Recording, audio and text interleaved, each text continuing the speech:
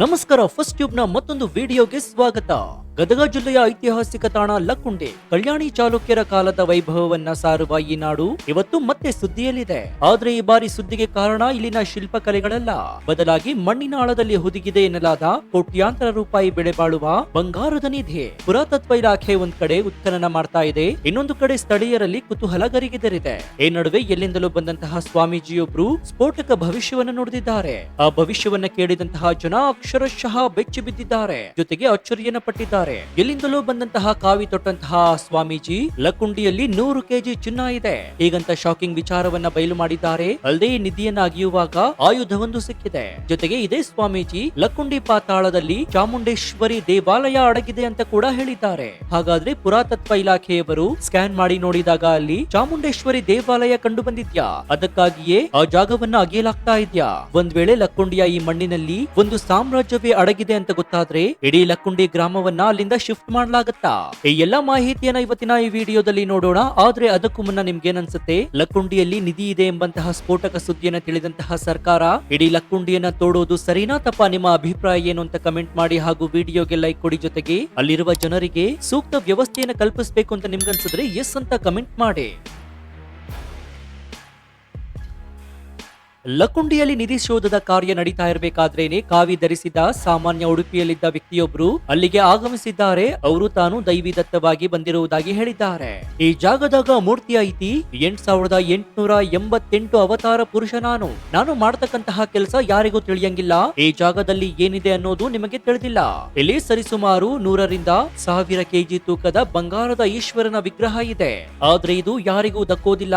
ಇದನ್ನ ಮುಟ್ಟಿದ್ರೆ ಅಥವಾ ಇಲ್ಲಿಂದ ತೆಗೆದ್ರೆ ಮುಂದಿನ 25 ವರ್ಷಗಳ ಕಾಲ ಈ ಭಾಗದಲ್ಲಿ ಮಳೆಯೇ ಆಗೋದಿಲ್ಲ. ಒಂದ್ ಕಡೆ ಸರ್ಕಾರ ಶೋಧ ಕಾರ್ಯ ಮಾಡ್ತಾ ಇದೆ, ಇನ್ನೊಂದು ಕಡೆ ಇವರ ಎಚ್ಚರಿಕೆ. ಇದೇ ವೇಳೆ ಮಣ್ಣು ಅಗಿತಾ ಇರಬೇಕಾದ್ರೇನೆ ಬೃಹತ್ ಗಾತ್ರದ ಕಾಳಿಂಗ ಸರ್ಪವೊಂದು ಎಚ್ಚರಿಕೆಯನ್ನ ಕೊಟ್ಟಿದೆ. ಈ ಕಾಳಿಂಗ ಸರ್ಪದ ಎಚ್ಚರಿಕೆ ಬೆನ್ನಲ್ಲಿಯೇ ಈ ಸ್ವಾಮೀಜಿಯೊಬ್ರು ಇಂತಹದೊಂದು ಭವಿಷ್ಯವನ್ನು ನುಡಿದಿದ್ದಾರೆ. ನಾನು ಕಿತ್ತೂರು ಚೆನ್ನಮ್ಮನ ಮಗ, ಮೈಸೂರಿನಿಂದ ಬಂದಿದ್ದೀನಿ ಅಂತ ಇವರು ಹೇಳ್ಕೊಂಡಿದ್ದಾರೆ. ಒಂದ್ಸಲಿ ಉಡುಪಿ ಅಂತಾರೆ, ಇನ್ನೊಂದ್ಸಲಿ ಮೈಸೂರು ಅಂತಾರೆ. ಇವರ ಮಾತುಗಳು ಅಲ್ಲಿದ್ದ ಜನರಲ್ಲಿ ಅಚ್ಚರಿ ಮತ್ತು ಗೊಂದಲವನ್ನ ಕೂಡ ಮೂಡಿಸಿದೆ. ಅಲ್ಲದೆ ಈ ಸ್ವಾಮಿ ಏನ್ ಹೇಳಿದ್ದಾರೆ ಗೊತ್ತಾ? ನನ್ನ ಮಾತು ನಂಬಲ್ವಾ? ಒಂದು ತುಂಬಿದ ಕೊಡತನ್ನೇ, ಅದರ ಮೇಲೆ ನಾನು ಒಂಟಿ ಕಾಲಲ್ಲಿ ನಿಂತು ತೋರಿಸ್ತೀನಿ. ನಾನು ಸಾಮಾನ್ಯ ಮನುಷ್ಯನಲ್ಲ. ನನ್ನ ಹೆಸರು ಶರತ್ ಕುಮಾರ್ ಅಂತ ನೀವು ಅನ್ಕೊಂಡಿರಬಹುದು, ಆದ್ರೆ ನಾನು 8888ನೇ ಅವತಾರ ಅಂತ ಹೇಳಿದ್ದಾರೆ. ಈ ಸ್ವಾಮೀಜಿ ಕೈಯಲ್ಲಿ ನಿಂಬೆ ಹಣ್ಣನ್ನ ಹಿಡಿದು ದಿಕ್ಕುಗಳನ್ನ ಪರಿಶೀಲಿಸುವಂತೆ ನಟಿಸಿದ್ದಾರೆ. ಈಗ ಉತ್ಖನನ ಮಾಡ್ತಾ ಇರುವಂತಹ ಜಾಗದಲ್ಲಿ ಏನು ಸಿಗೋದಿಲ್ಲ, ಮೂರ್ತಿ ಇರೋದು ಬೇರೆ ಕಡೆ ಅಂತ ಅಧಿಕಾರಿಗಳಿಗೆ ಮತ್ತು ಜನರಿಗೆ ಸೂಚನೆ ನೀಡಿದ್ದಾರೆ. ಅಲ್ಲದೆ ಈ ಪ್ರದೇಶದಲ್ಲಿ ಚಾಮುಂಡೇಶ್ವರಿ ದೇವಿಯ ಸನ್ನಿಧಾನವಿದೆ ಅಂತ ಕೂಡ ಹೇಳಿದ್ದಾರೆ. ಹೀಗೆ ಈ ಸ್ವಾಮೀಜಿ ಇಲ್ಲಿ ಬರ್ತಾ ಇದ್ದಂತೆಯೇ ಅಲ್ಲಿನ ಜನ ಕೂಡ ಅಚ್ಚರಿಯನ್ನ ವ್ಯಕ್ತಪಡಿಸಿದ್ದಾರೆ. ನಮಗೆ ಆಶ್ಚರ್ಯವಾಯ್ತು, ಇವರು ಏಕಾಏಕಿ ಬಂದು ಹೀಗೆ ಹೇಳಿದ್ರು, ನಿಜಕ್ಕೂ ಇಲ್ಲಿ ನಿಧಿ ಇದೆಯಾ ಎಂಬ ಭಯ ಕೂಡ ನಮ್ಗಿದೆ. ಮತ್ತೊಬ್ರು ಏನ್ ಹೇಳ್ತಾರೆ ಅಂದ್ರೆ, ಮಳೆ ಹೋಗುತ್ತೆ ಅಂದಿದ್ದು ನಮಗೆ ಚಿಂತೆಗೀಡಾಗಿದೆ ಅಂತ ಕೂಡ ಹೇಳಿದ್ದಾರೆ. ಇನ್ನು ವೈಜ್ಞಾನಿಕ ದೃಷ್ಟಿಕೋನದಲ್ಲಿ ನೋಡೋದಾದ್ರೆ ಭೂಗರ್ಭ ಶಾಸ್ತ್ರಜ್ಞರ ಪ್ರಕಾರ ನಿಧಿ ಇರುವುದು ವೈಜ್ಞಾನಿಕ ಸ್ಕ್ಯಾನಿಂಗ್ ಮೂಲಕ ತಿಳಿಯುತ್ತದೆಯೇ ಹೊರತು ಕೇವಲ ಭವಿಷ್ಯವಾಣಿಯಿಂದ ಅಲ್ಲ.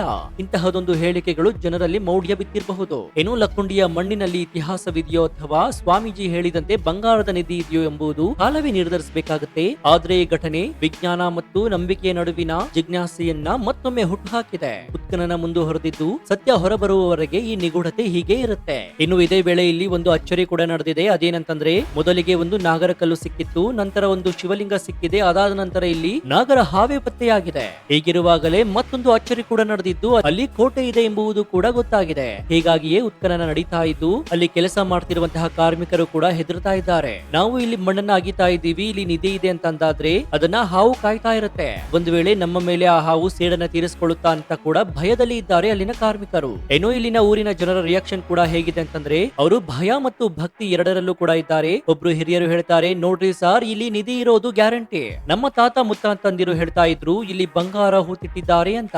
ಆದ್ರೆ ಅದನ್ನ ತೆಗೆಯೋದಕ್ಕೆ ಹೋದ್ರೆ ಉಳಿಯೋದಿಲ್ಲ, ಅದಕ್ಕೆ ಕಾವಲುಗಾರರು ಇದ್ದಾರೆ. ಇವತ್ತು ಆ ಕಾವಲುಗಾರ ಹಾವಿನ ರೂಪದಲ್ಲಿ ಕಾಣಿಸಿಕೊಂಡಿದ್ದಾನೆ. ಅದಕ್ಕೆ ತೊಂದರೆ ಕೊಟ್ರೆ ಊರಿಗೆ ಕೆಟ್ಟದಾಗತ್ತೆ ಅಂತ ಎಚ್ಚರಿಕೆಯನ್ನ ಕೊಟ್ಟಿದ್ದಾರೆ. ಮತ್ತೊಬ್ರು ಹೇಳ್ತಾರೆ, ಇದು ಸರ್ಕಾರ ಮಾಡ್ತಾ ಇರೋ ಒಳ್ಳೆ ಕೆಲಸ. ನಮ್ಮ ಊರಿನ ಇತಿಹಾಸ ಜಗತ್ತಿಗೆ ಗೊತ್ತಾಗ್ಬೇಕು. ಹಾವು ಬಂದಿದ್ದು ಸಹಜ. ಹಳೆ ಕಟ್ಟಡ ಅಂತಂದ್ರೆ ಹಾವು ಇದ್ದೇ ಇರುತ್ತೆ. ಅದನ್ನೇ ನಾವು ನಿಧಿ ಕಾಯೋ ಹಾವು ಅಂದ್ಕೊಳ್ಳೋದು ಮೂಢನಂಬಿಕೆ ಆಗಬಹುದು. ಆದ್ರೆ ಶಿವಲಿಂಗ ಸಿಕ್ಕಿರೋದು ಮಾತ್ರ ಪವಾಡನೆ ಅಂತಿದ್ದಾರೆ. ಸ್ನೇಹಿತರೆ, ಹಿಂದೆ ಕೂಡ ಲಕ್ಕುಂಡಿಯಲ್ಲಿ ಅನೇಕ ಬಾರಿ ಇಂತಹ ಘಟನೆಗಳು ನಡೆದಿವೆ. ಈ ಊರಿನ ವಿಶೇಷತೆ ಏನಂದ್ರೆ ಇಲ್ಲಿನ ಮಣ್ಣು. ಇಲ್ಲಿನ ಮಣ್ಣಿನಲ್ಲಿ ಇತಿಹಾಸ ಬೆರೆತು ಹೋಗಿದೆ. ಎಷ್ಟು ರಾಜರು ಇಲ್ಲಿ ಯುದ್ಧ ಮಾಡಿದ್ದಾರೆ, ಸಾಕಷ್ಟು ಸಂಪತ್ತನ್ನ ಇಲ್ಲಿ ಬಚ್ಚಿಟ್ಟಿದ್ದಾರೆ. ಈಗಲೂ ಮಳೆ ಬಂದು ಮಣ್ಣು ಕೊಚ್ಚಿ ಹೋದಾಗ ಚಿಕ್ಕ ಪುಟ್ಟ ಹಳೆಯ ನಾಣ್ಯಗಳು, ತಾಮ್ರದ ಚೂರುಗಳು ಸಿಗ್ತಾನೆ ಇರುತ್ತವೆ ಅಂತ ಇಲ್ಲಿನ ಮಕ್ಕಳು ಕೂಡ ಹೇಳ್ತಾರೆ. ಹಾಗಾಗಿ ಇಲ್ಲಿ ಜೆಸಿಬಿ ಬಿಟ್ಟು ಆಗಿದ್ರೆ ದೊಡ್ಡ ಮಟ್ಟದ ನಿಧಿ ಸಿಗಬಹುದು ಅನ್ನೋದು ಕುತೂಹಲ ಕೂಡ ಎಲ್ಲರಿಗೂ ಇದೆ. ಆದ್ರೆ ಇಲ್ಲಿ ಒಂದು ವಿಚಾರ ನೆನಪಿರ್ಲಿ, ನಿಧಿ ಸಿಗುತ್ತೋ ಬಿಡುತ್ತೋ ಗೊತ್ತಿಲ್ಲ, ಆದ್ರೆ ಲಕ್ಕುಂಡಿಯಂತಹ ಐತಿಹಾಸಿಕ ತಾಣವನ್ನ ಉಳಿಸಿಕೊಳ್ಳೋದು ನಮ್ಮೆಲ್ಲರ ಕರ್ತವ್ಯವಾಗಿದೆ. ಸರ್ಕಾರ ಈ ನಿಟ್ಟಿನಲ್ಲಿ ಕ್ರಮ ಕೈಗೊಳ್ತಾ ಇರೋದು ಸ್ವಾಗತಾರ್ಹ. ಆದ್ರೆ ಕಾಮಗಾರಿ ನಡೆಸುವಾಗ ಅಲ್ಲಿನ ದೈವಿಕ ನಂಬಿಕೆಗಳಿಗೆ ಧಕ್ಕೆಯಾಗದಂತೆ, ಅಲ್ಲಿ ವಾಸವಾಗಿರುವಂತಹ ಜೀವಿಗಳಿಗೆ ತೊಂದರೆಯಾಗದಂತೆ ನೋಡ್ಕೊಳ್ಳೋದು ಕೂಡ ಅಷ್ಟೇ ಮುಖ್ಯವಾಗುತ್ತೆ. ಇನ್ನು ಆ ಕಾಳಿಂಗ ಸರ್ಪವನ್ನ ನೋಡಿ ಜನ ಹೆದರಿದ್ದಾರೆ ನಿಜ, ಆದ್ರೆ ಅದನ್ನ ಕೊಲ್ಲದೆ ಅದು ಹೋಗುವವರೆಗೂ ಕಾದಿದ್ದು ಆಮೇಲೆ ಕೆಲಸ ಮುಂದುವರೆಸಿದ್ದಾರೆ. ಇದು ಪ್ರಾಣಿ ಸಂಕುಲದ ಮೇಲಿನ ಗೌರವವನ್ನ ಕೂಡ ತೋರಿಸುತ್ತೆ. ಈಗ ಒಂದು ಪ್ರಶ್ನೆ ಕೂಡ ಮೂಡುತ್ತೆ, ಉತ್ಖನನ ಕಾರ್ಯ ಇನ್ನೂ ಕೂಡ ಮುಂದುವರೆಯಲಿದೆ. ಇವತ್ತು 4ನೆಯ ದಿನ, ಇನ್ನು ಆಳಕ್ಕೆ ಹೋದಂತೆ ಇನ್ನೇನು ವಿಸ್ಮಯಗಳು ಕಾದಿದ್ಯೋ ಗೊತ್ತಿಲ್ಲ.